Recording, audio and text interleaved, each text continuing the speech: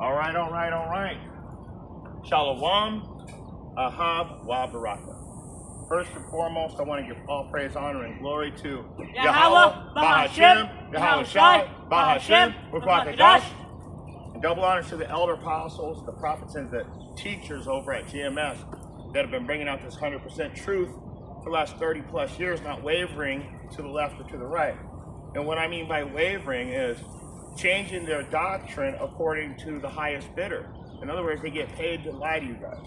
So the people that are not wavering, double honors to them because they're sticking to the real 100% truth. Today we're going to read the book of Amos.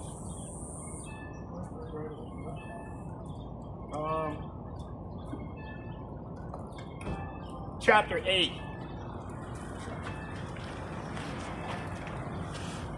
There's no Amos chapter 8. Wait. That's what we're going to be teaching today, Amos chapter 8. But what we're going to be going into is, hold on. I need to turn up my light. I've had the tablet off all week.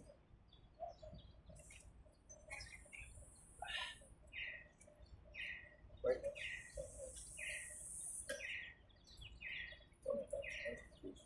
All right. So we're going to go to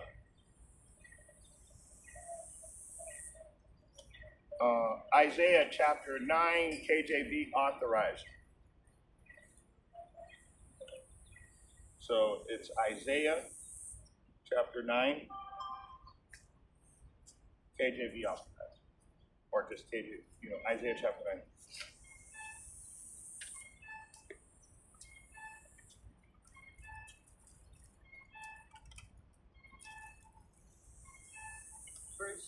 Starting here, just give me verse 8.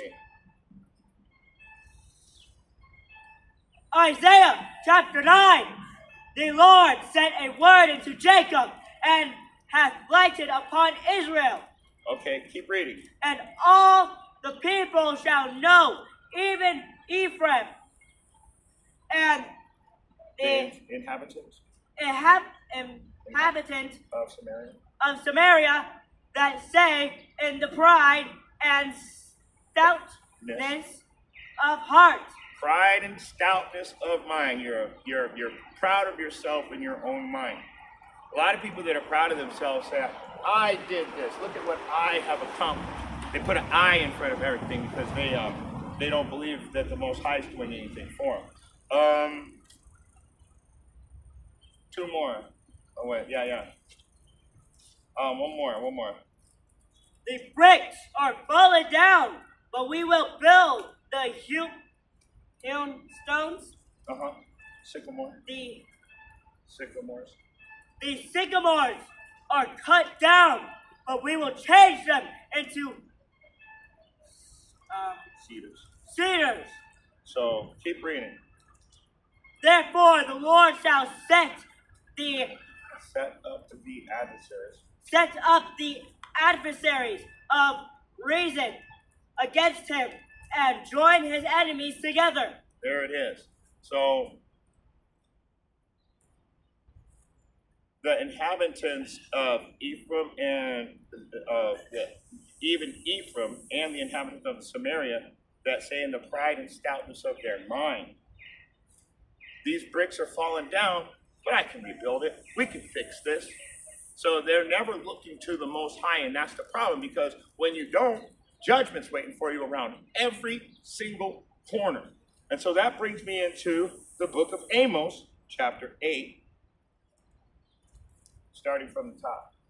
Amos chapter 8. Read 1, 2, 3. 1 through 3.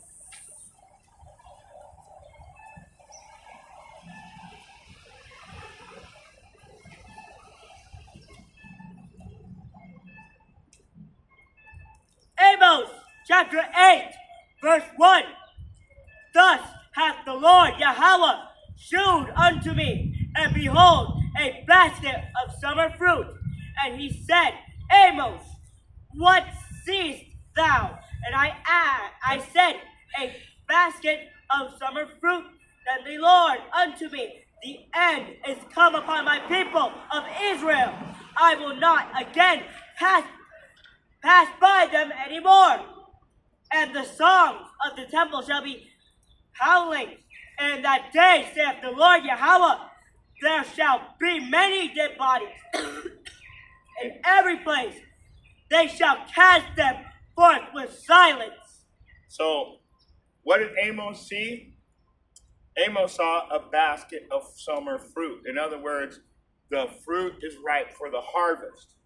And the end is come upon the people of Israel. So the reason why I want to bring this out is, I don't know if you guys know what ICE is, if you haven't turned on a TV or heard a radio in the last month. They're now the most powerful government law enforcement agency in America. ICE can come in and take out any brown person.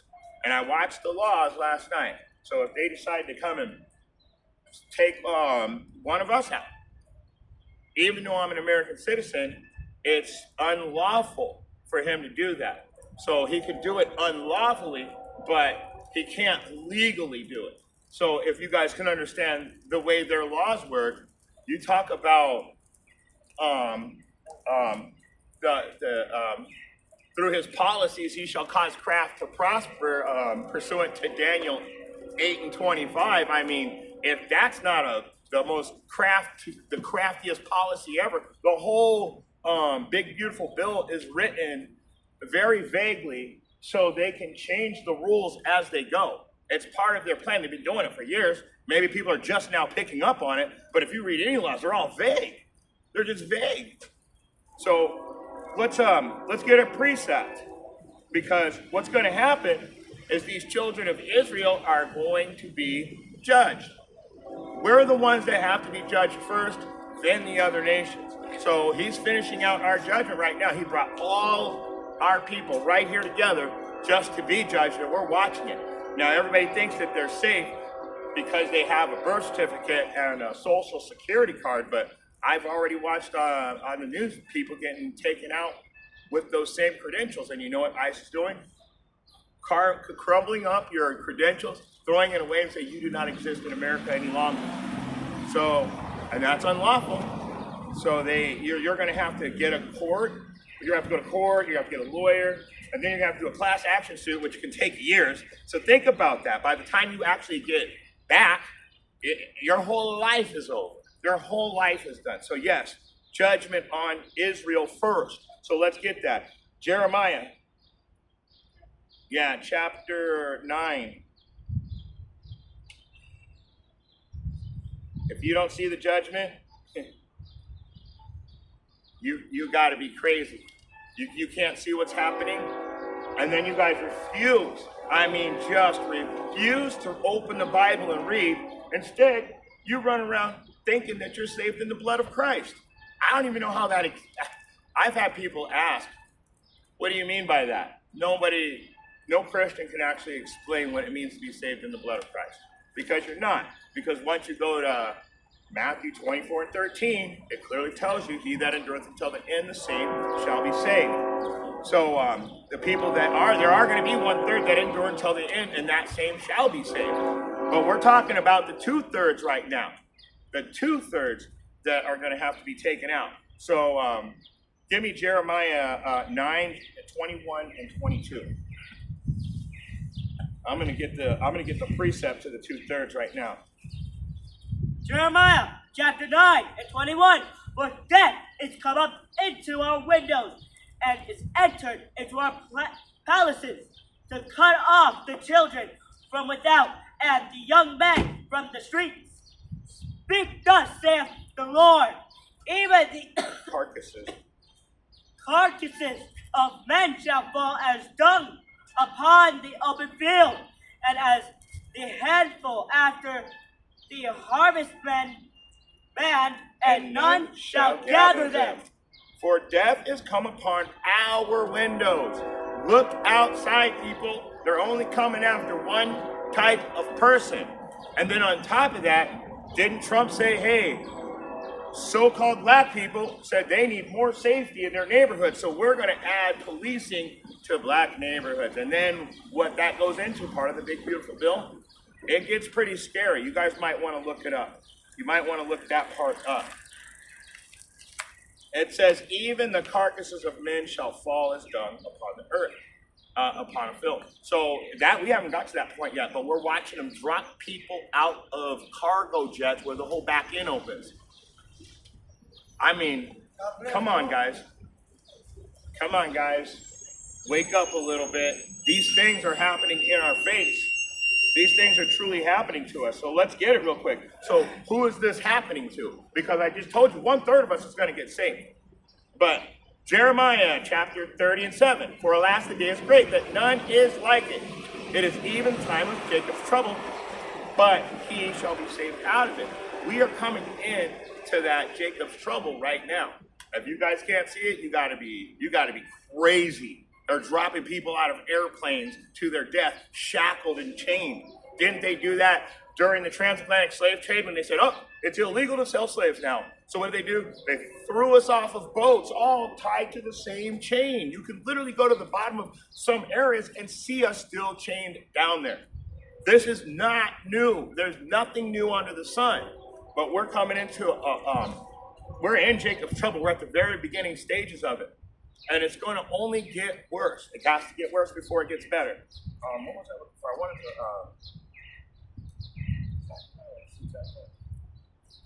2/3 of you must die. 1/3 shall live. There it is, Zechariah 13:8. I couldn't figure out where it was at. So let's get it real quick. This is the New English Standard Version. This is Zechariah 13:8. In the whole land, declares Yahweh, 2/3 shall be cut off and perish, which means die, and 1/3 shall be left alive. So you are watching the beginnings of the 2/3 being cut off. We're watching it. We're seeing it every day. It keeps getting worse and worse. It's not getting better. It's not leveling off.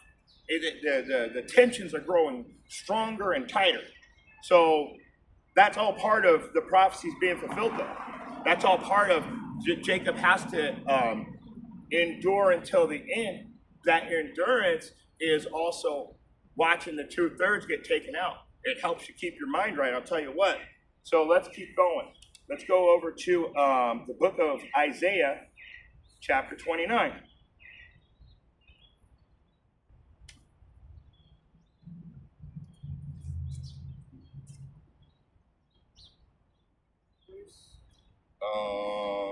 Start at verse 6. Isaiah 29, starting at verse 6.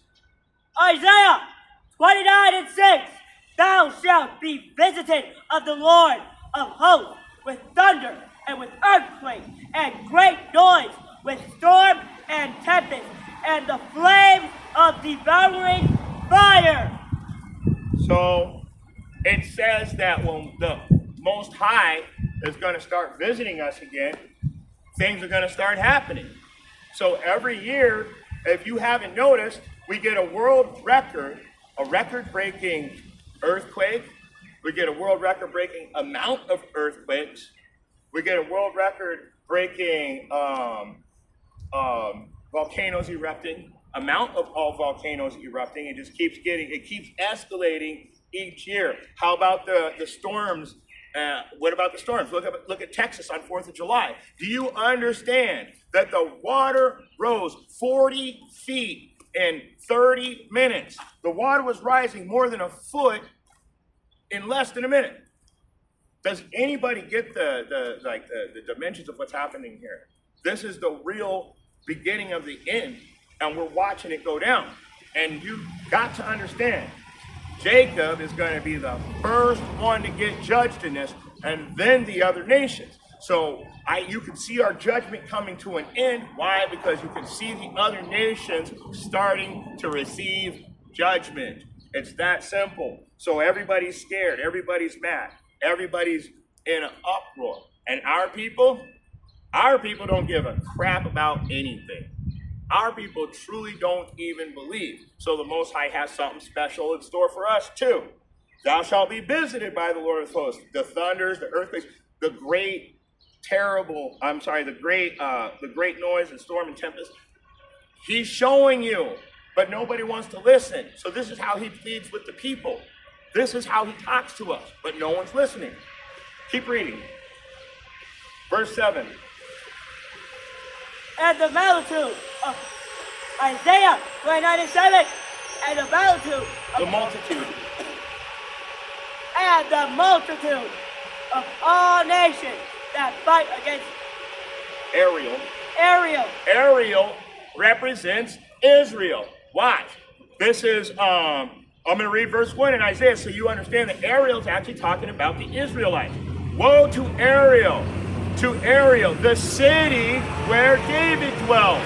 So what is Ariel? The city where David dwelt. That's Israel. Okay, let's keep going. Keep reading. Even all that fight against her and her munitions, and the distress her shall be as a dream of a night vision. Woo! Read the next one.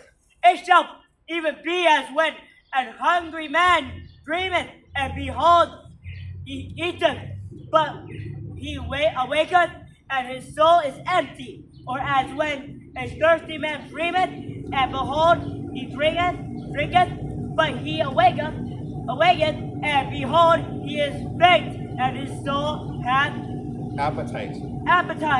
So shall the multitude of all the nations be that fight against Mount Zion. Woo! So I just told you. So this is beautiful. What he's saying is, you gotta be fucking dreaming if you think you're gonna beat Israel. You've gotta be dreaming. It's like when you had a dream and you won, you got something to drink or eat, and you woke up and you realized you didn't have nothing. You've got to be dreaming. You are in a dream state. Verse 9, stay yourselves and wonder, cry ye out and cry. They are drunken, but not with wine. They stagger, but not with strong drink. For the Lord hath poured out upon you the spirit of deep sleep, and hath closed your eyes. The prophets and your rulers, the seers, he hath covered. That's why you guys are running around screaming out the blood of Christ. That's why you guys are running around screaming out Santa Maria. And that's why you guys are dropping down to a knee and praying before a statue. Everything that the Most High said not to do, he put great sleep on you. It reminds me of how Saul would take all of the he would take all the problems into his own hands. He would never rely on the Most High or follow instruction. So eventually, what did the Most High do? He said, I'm going to find a man after my own heart. He went and got David and removed Saul from rulership. You people are the same way. You want me to read 11 and 12? No, we're done with that. So you people are the same way. So what does he do? He covers your eyes so you can believe a lie. And you do. You believe it wholeheartedly because you don't have to do anything in the lie. I can do anything I want. I can say anything I want. I can have as many partners as I want, whether it be the same or opposite sex. You can do it. It's like, do as thy will. That's in the Satanic Bible, not in the Holy Bible. Do as thy will is self-willed. It means that you worship yourself. That means that's the most satanic worship of all time. So why are you guys getting judged? Because of your state of mind. Let's keep going. Micah chapter 3.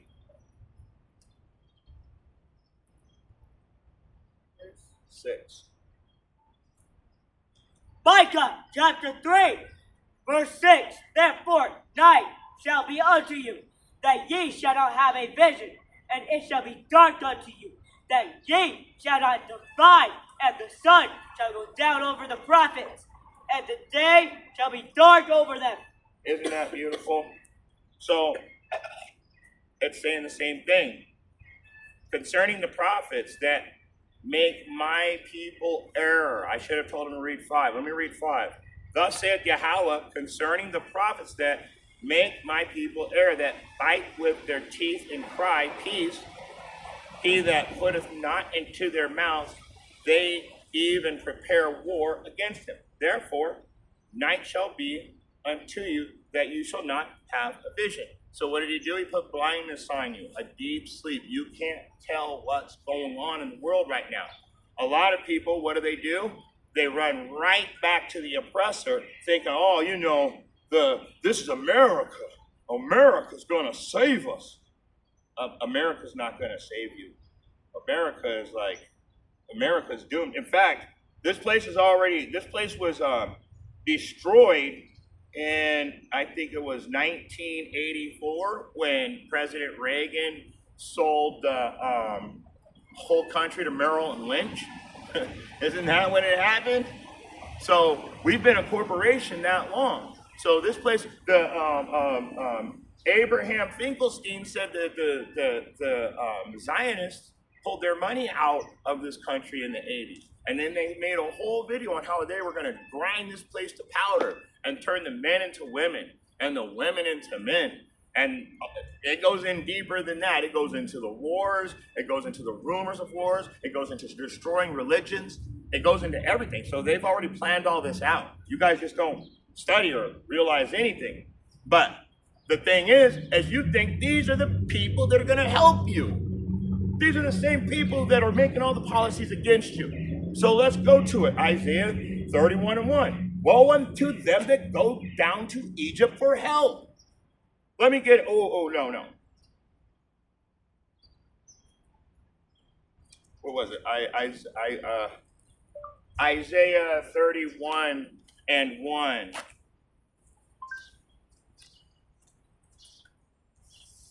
And I want to get it in the Bible Hub because I can go to the New Living Translation, or I can go to the Amplified Bible. They pretty much say the same thing. So let's get the NLT for the brothers out there. So what it says is, Isaiah 31:1, what sorrow awaits those who look to Egypt for help. What is spiritual Sodom in Egypt? What is secret Babylon? It's America. So when you think that our American government's going to help you, well, what sorrow awaits those who look to American government for help, trusting in their horses and chariots, which represent our army, okay? And their charioteers, and depend on the strength of human armies instead of looking to Yahweh, the Holy One of Israel. You guys are doomed. Soon as things go bad, you're offended at the truth. That's the problem. That's, let me get that too. Might as well.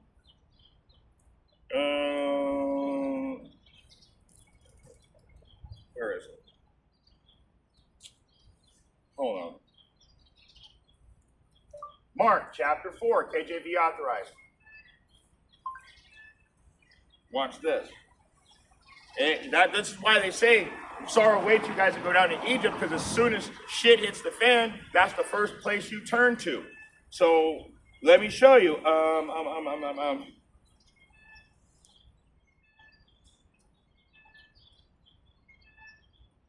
Go to Mark chapter 4 and read 16 and 17. Mark chapter 4, 16. And these are they likewise, which are sown on stony ground, who when they have heard the word, immediately receive it with gladness. See, they actually received the word with gladness. That's what I'm talking about. That's why I'm saying destruction unto you that go down to Egypt for help, because you actually received the word with gladness. Keep going. And have no root in themselves, and so endure but for a time. Wait, no. 16. 16? That's what I was on? 16. No, you're reading 17. Read 16. And these are they likewise. Oh, I'm sorry, Salakia. Sorry, you're right. I was thinking something else. I apologize. Read 16 and 17 together. And these Salakia. Are they likewise, which are sown on stony ground, who when they have heard the word immediately receive it with gladness, and have no root in themselves, and so endure but for a time afterward, when affliction or persecution ariseth for the word's sake, immediately they are offended. Like I said, you guys, as soon as shit hits the fan, you go after the world. You're offended at the Bible. And what does the Bible say? It's very simple, and that's why they don't like it. It's too easy. It's too easy. And I'll show you what I'm talking about. And I bring this out every class because you guys need to hear it every class. This is Ecclesiastes chapter 2. So when shit hits the fan, this is why they run to Egypt, because they think that they're doing something. I can go over here and we can get the ball rolling right now. But that's not, no. Let me show you. It says, my son, if thou comest to serve the Lord, prepare thy soul for temptation, set thy heart aright, constantly endure, make not haste in time of trouble. So what's the first thing they do? They run out and try and take matters in their own hands.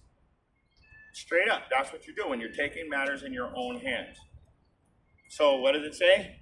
Constantly endure, make not haste in time of trouble. So don't be jumping up so quick to run down to Egypt for help because you think you can get the ball rolling and you think you can get things happening quicker. It's not true. It says that's going to be your shame. Isn't that what it said? That's going to be what sorrow awaits those who look to the American government. That's really what it's saying. We're in the end times right now. Let's go back over into the book of Amos, chapter 8 and verse 10.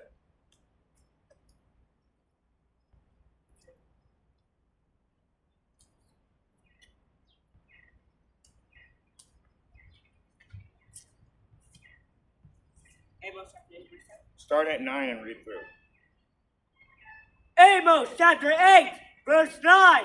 And it shall come to pass in the day, saith the Lord Yahweh, that I will cause the sun to go down at noon, and I will darken the earth in the clear day, and I will turn your feasts into mourning, and all your songs into lamentation, and I will bring up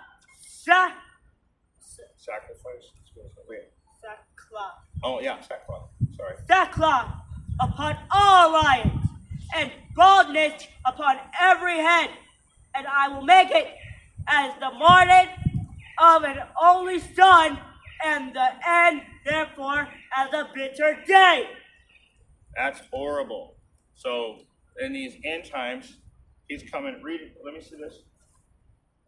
You were reading. That was 9 and 10, right? Yeah. It shall come to pass in the day, saith Yahweh, that I will cause the sun to go down at noon, and I will darken the earth in a clear day, and I will turn the feasts into mourning, and all your songs into lamentation. I will bring up sackcloth upon all loins, the baldness on the head. This goes into what it's talking about is people mourning. They're in great sorrows right now. What did I tell you in Isaiah 29 and 30, 31 and 1? Great sorrows await you. So here. So let me get Micah 3 and 6 real quick. Therefore, night shall be unto you, that you shall not have a vision. So that darkness that's coming over these people is no more prophets. No more prophecy. No more go out to the highways and the hedges and preach to the wind. That's what it's talking about. Let me keep reading. Therefore, night shall be unto you. You shall not have a vision, and it shall be dark unto you, that you shall not divine. And the sun shall go down over the prophets, and the day shall be dark over them. You're not seeing the truth anymore. The Most High booted you out of the truth. You don't understand it. You don't know what's going on. So what's going to happen next? Go back to Amos. That was, you read verse 9, right? 10. Let's read 10 again. Amos chapter 8, verse 10. And I will turn your feast into mourning, and all your songs into lamentation. And I will bring up sackcloth upon all lions. Your loins, all loins. All your body parts. Upon all loins, and baldness upon every head. And I will make it as all the morning of an only sun, and the end thereof as a better day. Woo! So I already told you that this is that you're not going to be seeing any more prophets around. The truth is coming to an end. Get the truth now while supplies last, because we're not going to be out here forever. We're not going to be out here forever. In fact, we're coming to an end right now with Trump's new policies and his new rules, and you're only allowed to teach what he says, and if he says it's wrong, then you've gone against the government trees, all kinds of stuff. Get kicked out of the country. The truth is getting ready to be put to a stop, and there's nothing anybody can do about it because it's part of the prophecies being fulfilled. Let's go over to the Samuel, 1 Samuel, chapter 3 and 1. Nope, not yet. 1 Samuel 3 and 1. Don't worry, we're getting there. He's like, oh, you want me to read it? You want me to read it? I'm like, nope. We're going to bring out a few more precepts. We'll get to it. We're getting to it. He knows what's coming up. The little prophet here, the little prophet's disciple, knows what's coming up. Student of the prophets. He's a student of the prophets, okay? He knows what's going on. That's why he wants to read ahead. And I'm like, nope. Samuel, chapter 3, give me verse 1. Wait, is that right? Samuel 3 and here is the last of how old Lord how old 40? Is there a Samuel 40? Hold on. Chapter 43. No, let's skip that one because I don't. Sometimes I'll write down the wrong thing, or I'll write it backwards. So I'm going to skip Samuel for right now. Let's go to Ezekiel 7 and 26. Salakia for that. I might have just wrote that in there on accident too.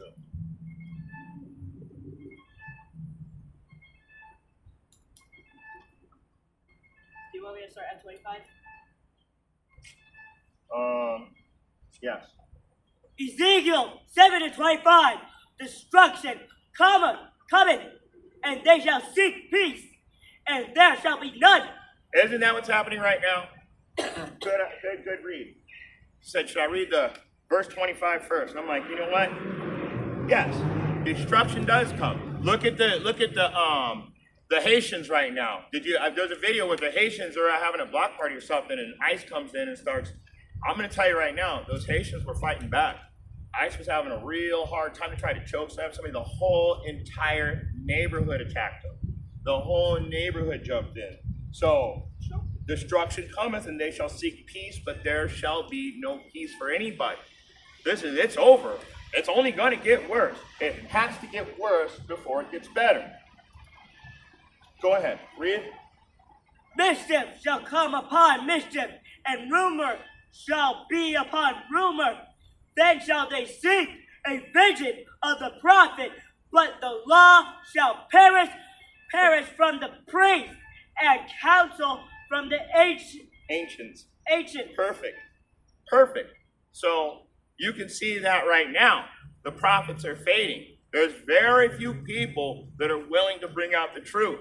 Because if you're bringing out the truth has to be given liberally, pursuant to James' first chapter. I think it's 1 and 5. The truth has to be given liberally. And what that means is the truth has to come out for free. So why is all of the prophecies and the visions perishing? Because everybody wants to take a bag. Everybody has to get paid to teach this Bible. And when you get paid, you compromise the truth because somebody, what did it say? A gift destroyeth, oppression maketh the wise man mad, and a gift destroyeth the heart. So you have the wise men that have been oppressed for so long, when they see a bag, it's like, finally I can help the people. But really, they're thinking, I can finally help myself. I can finally do some stuff with me. So that's why it's fading, because they're not sticking to the 100% truth. They're not giving it liberally. No, they're charging you for the truth. In fact, they subvert whole houses for filthy lucre's sake. I say that all the time. They destroy houses for dirty money. let's You want me to read it? James chapter 1, verse 5? No, not right now. Let's go to, we're almost done actually. This is more of a short class because I only wanted to read Amos chapter 8. And it turns out there's not that many verses in it. So it is what it is. It's 110 degrees out here anyway. I'm surprised my phone hasn't turned off. It'll be a month straight in a row where the phone overheated. We're literally moving down into the shade further. So going back over to Amos chapter 8, give me verse 11 and 12.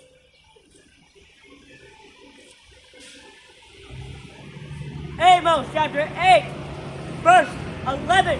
Behold, the days come, saith the Lord Yahweh, that I will send a famine in the land, not a famine of bread, nor a thirst for water, but of hearing the Lord of the Lord. So wait a second. He said, the day is coming. I've been telling you this. It's building up to this right now. It's gradualism. If you don't know what gradualism is, it's one drop at a time as they produce their cause. They're doing one drop at a time. So gradually, they're going to take us out. And the Most High is allowing this to happen so it can fulfill prophecy. So let me read it to you again. Behold, the days come, saith Yahweh, that I will send a famine in the land, not a famine of bread, nor a famine of thirst of water, but of hearing the words of Yahweh. I'm going to look around right now. I'm the only person out here that's ever come out here and read the Bible for what it is. If you're a Christian, don't even come near me because you're a fucking liar. You're a liar and you know it. None of you are telling the truth. None of you have ever told the truth. You got one in 1,000. 1 in 1,000. Keep it up. The end's coming. The end is here. We're just going through the motions. Give me Psalms 74:9. Oh yeah. Read one more. Amos 8 and 12. And they shall wander from sea to sea, and from north even to the east. They shall run to and fro to seek the word of the Lord, and shall not find it. And that's beautiful. The Most High is going to remove us from this place. Once we're gone, you're doomed. If you can't find this truth, you are doomed. Because he's going to send us back to where we belong. Now, everybody's going to be rewarded according to their works. That's correct. That's not a mistake. Everybody's going to be rewarded according to their works. You're not going to be able to go in and plead your case. A lot of people think they're going to go in and argue the Most High down and be able to get into the kingdom. That, to me, is funny. That takes you right into, depart from me, I did not know you, you workers of iniquity. Depart from me. What are you talking to me for? In fact, he's going to make everything so plain to you. You're going to know so well that you were wrong, you're not going to have anything to say. You're like, oh. You're going to be cat-got your tongue. You're going to know that you're wrong as much as the Most High is telling you that you're wrong. You will be judged. If you do righteousness your whole life, you're going to be judged in righteousness. It even tells you in, I think it's Ezekiel chapter 33:12. If you can be righteous your whole life and then start going off, all your righteousness is forgotten. And now you are prepared for death. So I'm going to get that real quick. I got to find it. That's all I'm going to grab it. Ezekiel, I think it's chapter 33 and 12.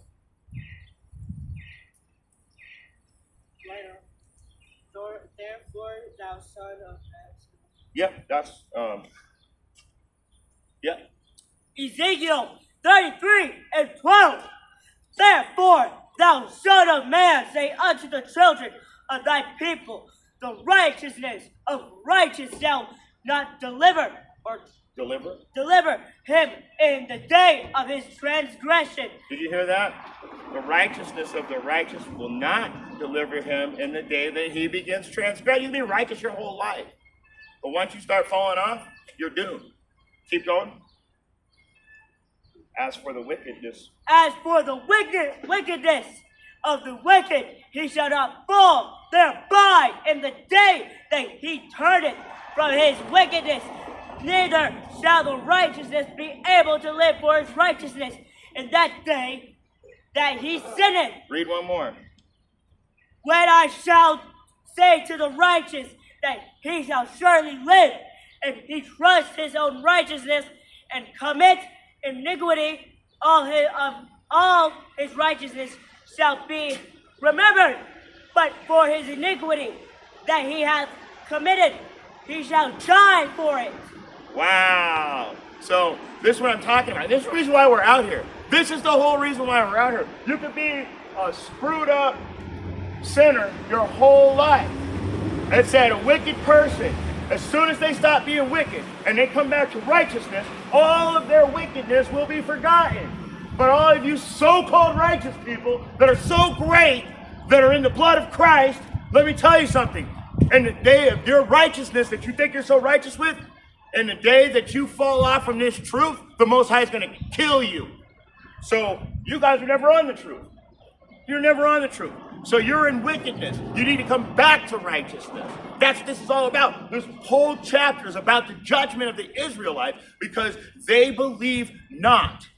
Give me Psalm 70. Wait, is that it with that?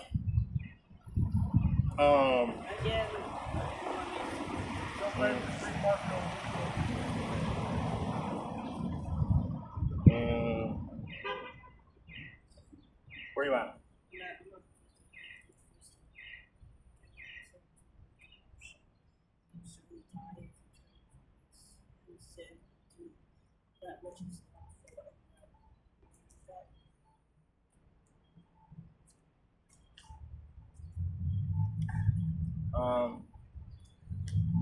Yeah, read it. Go. We'll just close. We're gonna finish that out. We might as well.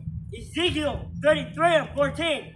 Again, when I say unto the wicked, thou shalt surely die, if he turn from his sin and do that which is lawful and right. Keep going. 15. If the wicked restore the pledge, give again that he had robbed, walk in the statutes of life without committing iniquity, he shall surely live. He shall not die. Perfect. Perfect. Thank you for reading that. You're right. We needed to get that. So that just confirms what I'm saying. You can be wicked all your life, and when you turn from your wickedness and you commit no more iniquity, no more sins that are according to Levitical law, going against the Levitical law, once you do that, and it's keeping the law to the best of your ability, according to your knowledge. There might be some things you don't even know yet. That's what grace is all about. According to your knowledge, applying what you learn to your life, knowing that these are things that you can actually do. Some of the laws, it's illegal for us to keep them in this society. And that's even in the book of Romans. It's not law for us to follow their traditions. So being Romans, this is what we're doing is an illegal in ancient Rome. They do not believe that they have different gods. They're a different people, just like now. Do you think that the God of Israel and the God of America are the same? You got to be joking. They literally have a female deity in New York. And that woman is actually Baphomet. I know you guys don't know that, but that Statue of Liberty is a cross-dresser, just like Baphomet. Now you got to remember, Baphomet had a pair. He was a dude who was he was a dude with tits. He had a phallic symbol. He had a penis and tits, for lack of better words. It is an abomination, but that's what people worship here. That's why being gay actually is just commonly accepted. That's part of the worship of the God of this land. So even the Christians were like, "Yeah, come as you are. You ain't coming over here like that. I got a cousin that's gay. He won't come near me." And I don't even say nothing to him. The power of the Spirit's on me. My powerful spirit makes his whole family stay away from me. That whole part of the family, they don't come near me. And there's a reason for it. I'm telling you, there's a powerful spirit on the children of Israel that follow instructions. Let me go. We got a couple more verses. We're going to have to shut it down before the phone overheats. We might have to do some shorter classes for a while until it cools down. Let's get Psalm 74. Psalm 74.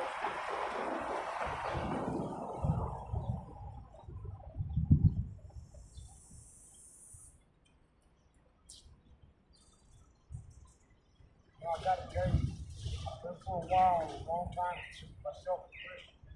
For about the past year and a half, I've been saying I'm going to be I haven't figured out which way I'm going to go. Make that very clear.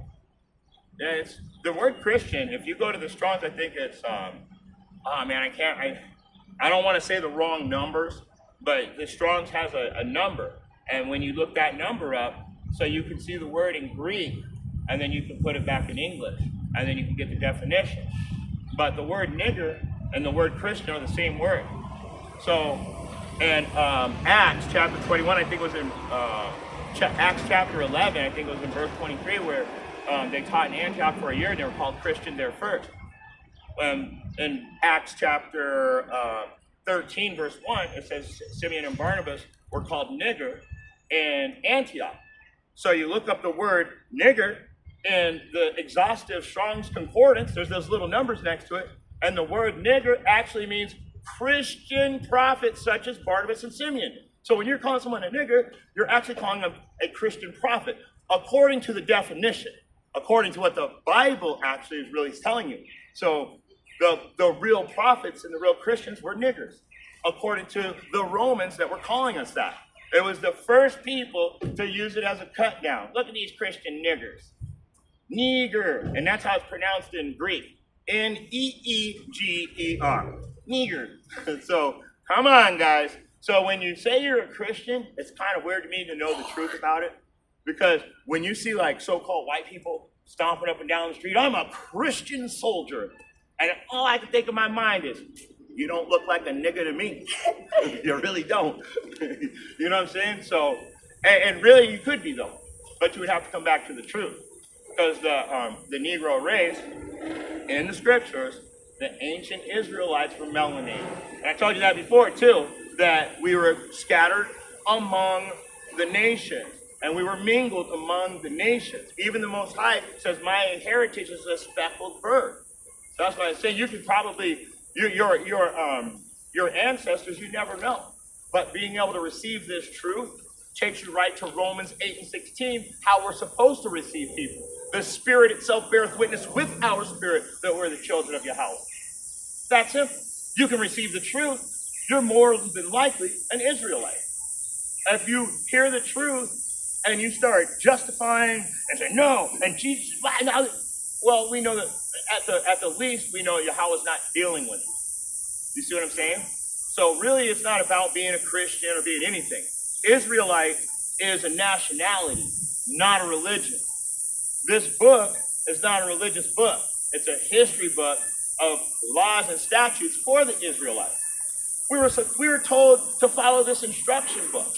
Nobody else was. When Moses sprinkled the blood over who? The Israelites. He made a covenant with Israel. The Most High made that very clear from the beginning to the end of the Bible. He didn't say Muslimites. He didn't say Christianites. He said Israelites. So, and that goes into the 12 tribes, which were scattered to the four corners of the earth. Now, we have a 12-tribe chart because during the time of Rehoboam and Jeroboam, during that great war afterwards, all of these people moved to those islands, and they were there for thousands of years until the transatlantic slave trade happened. Then we got mixed and mingled again. But you guys don't want to hear that, because we did have people in Europe, we had people in Africa and Australia, and we had people all over Earth. But these guys already had moved to the Americas, which was called Asaroth, after the time of Solomon. In fact, it said that Yahweh, God to all you ignorant people, Yahweh slowed down the Euphrates, and they went out to the open sea for a year and a half. It said that Solomon would go for 3 years. So that means a year and a half there and a year and a half back. Solomon was coming here in ancient times. But anyway, like I said, so we can look like all the other nations. We've been scattered. We're from the four corners. You can't go anywhere on earth without there being Israelites there. It's just impossible because of what the scriptures say. But the problem is 2/3 of you are going to get taken out because you refuse to hear the truth. And when you do hear the truth, you justify bullshit every time. Oh, that's your interpretation. That's your opinion. I just literally told you the definition of the word, and you're calling it an interpretation and an opinion. That, to me, shows a lack of intelligence, a lack of comprehension. Or you choose to be dumb on purpose. Let's get these last two verses, and then we're going to shut it down before my phone overheats. Psalm 74. 74:9. We see not. Go ahead. Psalm 74:9. We see not our sides. There is no more any prophet, neither is there among us any that knoweth how long. O Yahweh, how long shall the adversary reproach? Shall the enemy blaspheme thy name forever? Is that right there? So, how long do you think this is going to happen? Everything, what goes up must come down. Everything must come. All things must come to an end. So, what's going to happen? Because he's saying, "All right, we're just going to keep getting oppressed forever." No, because it says that Esau is the end of the world, right? And we keep saying that we're at the end of the world. So we're at the end of Esau's rulership. And Jacob is the beginning of it thereafter. So that's why we keep telling you that Israelites are coming back into the top position. Except for you 2/3 that are lining up with Amos chapter 8. You guys are too proud of yourselves, so you're going to perish. You guys refused to listen when you had a chance, and when the scriptures and the prophets and all the words of Yahweh and all the music, this is the music. When you can hear my words echoing off the walls, that is the song that Yahweh wants us to sing. We're singing right now. Once that music quits, you guys are going to be worshiping. You're going to be wishing that you could find it. You wish you could hear that song again, but you're never going to hear it again once we stop. Doomed. So it says, how long? It says, "O Yahweh, how long shall the adversary repay us? How long shall he oppress us? Shall the enemy blaspheme thy name forever?" What do you guys call him? What's the name of the Most High? Somebody tell me what the name of the Most High is. God. God is a Babylonian word. It's actually a Hebrew word. But it's G-A-W-D is the actual Hebrew pronunciation. God. And what it means is Babylonian deity of financial increase. So when you say God, you're calling on Babylon, the Babylonian deity of money. That's why on all of your money, it says, "In God we trust." That's not the name. That is a title. And that title, and if you go into like the Dead Sea Scrolls, the Sanskrit, or any of the ancient paleo writings, you're going to see the true characters for the name Yahweh. So is that name going to be blasphemed forever? No, because we're already at the end. I told you. Jacob is the beginning of it that followeth thereafter. So as soon as all of this destruction and madness comes to an end, when we open our eyes again and all the dust is settled, Jacob is going to be in rulership. Now, I don't know why people are so mad about that, because that means we're going back to the laws. That means the earth is going to be ran in peace. People are going to be clean. There's going to be no pollution. The trees, the grass, the fruits, the vegetables, the herbs, the animals, the fish, the water, everything is going to thrive again. But you guys are so Stockholm Syndrome dead in the brain, you think that this is an actual paradise. This is hell we live in. Earth, servitude, heaven, rulership. Where are we at right now? We're servants. I have to go to work on Monday, working 120 degrees. Sometimes inside of the house with no airflow, it gets about 130. But you know what? That's a servant. That's part of the punishment that I have to pay for not following the laws in my life. You think that we're all sent back, so that means that what happens is I'm paying for the sins of my past life according to Scripture. We all are. That's what happens to us. Last verse in Amos, and then we're going to shut it down. Amos chapter 8. Free on Sunday. 13 and 14. Let's read 11, 12, and 13, and 14 together. Read all four of them together. Amos chapter 8 and 11. Behold, the days come, saith the Lord Yahweh, that I will send a famine in the land, not a famine of bread, nor a thirst for water, but of hearing the words of the Lord. And they shall wander from sea to sea, and from north even to the east. They shall run to and fro to seek the word of the Lord, and shall not find it. Keep going. In that day shall the fair virgins and young men faint of thirst. So wait, remember now, what did it say in the Scriptures? If they're hungry, feed them. And if they're thirsty, give them drink. But by doing so, you'll be searing them with hot coals. So right now, the food and the drink are the basic knowledge and wisdom of the Scriptures. But when we're trying to teach you guys right now, it's fucking burning you up inside. You want this? And all of a sudden, when we're gone, you're going to want this? Now you want to learn? That's just like a child. Only a child wants to wait until it's too late to say, oh, I'm sorry. No, don't spank me. No, you're going to get your asses beat. And you're going to get a good, long, hard punishment for the way you've treated this place and the other people. It said you had a chance, just like the wise virgins and the 10 wise virgins and the 10 foolish, right? The wise ones would study the basic knowledge of wisdom so they would know what to do when the time came. The foolish partied. And then when the time came, they didn't know what to do. They were asking the other ones for help. And they're like, we can't help you now. There's no way we're going to be able to teach you all these years of what we've been studying in 1 minute. It's not going to happen. It's like a test. Yeah. Instead of doing the test, they go and party. No, it's like doing your homework. Instead of doing your homework, go and party. And then when it's time for the test, they didn't study for the test. And when the test comes, they don't have any knowledge of the test. So you are being tested at this time. Trials and tribulations. For gold is refined in the fire, and acceptable men in the furnace of adversity. So, yes, it's all been a test. And some of us are going to pass, and some of us are going to fail. Most High willing, He kicks me in the ass a few more times, too, to make sure that I pass. I'm not perfect. If I was, why am I on earth? Why am I not sitting next to the Father and the Son if I was perfect? You see that? None of us are perfect. We all owe. Last verse.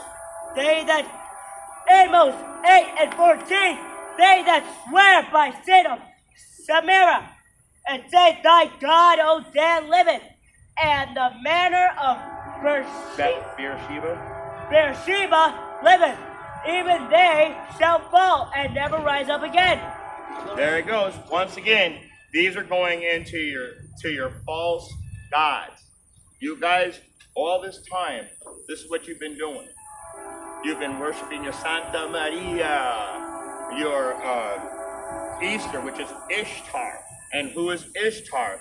That word Ishtar means plural for female goddess of fertility. A goddess of fertility goddess. Yeah, so Ishtar is like a plural version of that. So there's many female goddesses of fertility. And that's what you guys worship. What do you think the egg is for? So that's what he's telling you. You guys are going to go down, and I ain't letting you get them back up. That's what's really going to happen. So let's close it out the way I always like to. Revelation chapter 22 and verse 12. Behold, I come quickly, and my reward is with me, to give every man according as his work shall be. So, like I always tell you, what you're doing in life right now is what Yahweh Bahashem Yahushai is going to repay you for in judgment. And with that being said, if you got eyes to see and ears to hear, I hope you got something out of this short message. We're trying to keep the phone from overheating. I apologize, Salakia. Come back over here. I'm just going to check. I want to check. Facing the east. We want to give all praise, honor, and glory to Yahweh, Bahashim, Yahushai, Bahashim, Ruach. And once again, double honor to the elder apostles, the prophets, and the teachers who rule well. And what does that mean? The ones that are keeping and sustaining this 100% truth. Shalom.